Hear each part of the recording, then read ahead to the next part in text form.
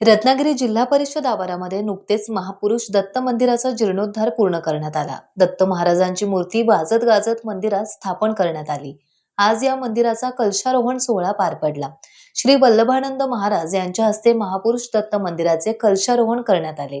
गेले 2 दिवस चाललेल्या या धार्मिक कार्यक्रमात जिल्हा परिषदेतील अधिकारी आणि कर्मचारी आनंदाने सहभागी झाले होते।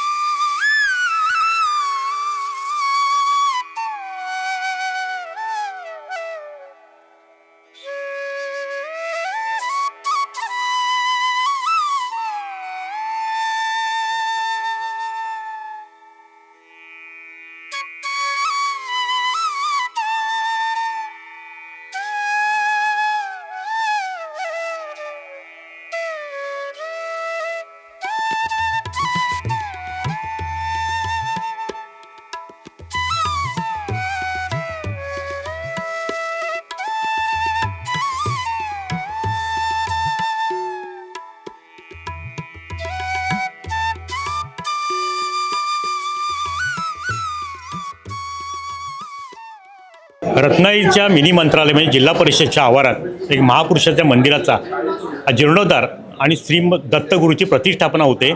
त्या ठिकाणी अतिशय धार्मिक विधी गेले 2 दिवस चालू आहेत। मूर्तीची प्रतिष्ठापना करण्याकरी मिरवणूक काढण्यात आली। आज धार्मिक पद्धतीने त्याचा कलशारोहण सोहळा सुद्धा आज पार पडणार आहे। ह्या सगळ्यामध्ये ह्या प्रतिष्ठापनेच्या मागे काही महत्त्वाच्या व्यक्तींचा सुद्धा हातभार लागतो। काही व्यक्ती प्रामाणिकपणे त्यामध्ये काम करतात। त्यामधले एक सिनकर म्हणून जिल्हा परिषदेचे काही अधिकारी आहेत। आपण त्यांना विचारूया नेमक्या आपल्या भावना काय आहेत। सिनकरजी, नेमका प्राणप्रतिष्ठा होते मूर्तीची, काय आपल्या भावना आहेत? नमस्कार आपल्या सर्वांना। या ठिकाणी हे जिल्हा परिषदेच्या आवारामध्ये आमच्या श्री महापुरुष आणि दत्तगुरूंचं मंदिर आहे।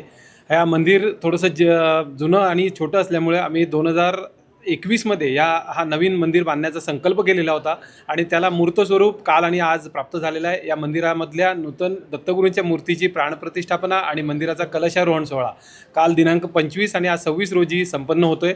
आमच्या जिल्हा परिषदेचे सर्व पदाधिकारी असतील, सर्व जिल्हा परिषद खातेप्रमुख असतील, आमचे सर्व आजी आणि माजी कर्मचारी बंधू भगिनी असतील, या सर्वांच्या आणि ग्रामस्थांच्या सहकार्यातून ही मंदिराची देखणी अशी वास्तू उभी राहिलेली आहे। धन्यवाद। सर्वांच्या हातभार लागून या मंदिराची वास्तू उभी राहिलेली असं सिनकर सांगतात। एकंदरीतच काय या मिनी मंत्रालयामध्ये सुद्धा आता एक धार्मिकतेचं वातावरण तयार झालं आहे असंच म्हणावं लागेल। टाइम डिले करता किशोर मोरसह शुभम पवार, रत्नागिरी। टाइम्स डिजिटलला लाईक करा, शेअर करा, सबस्क्राईब करा आणि बेल आयकॉन दाबायला विसरू नका। Times digital.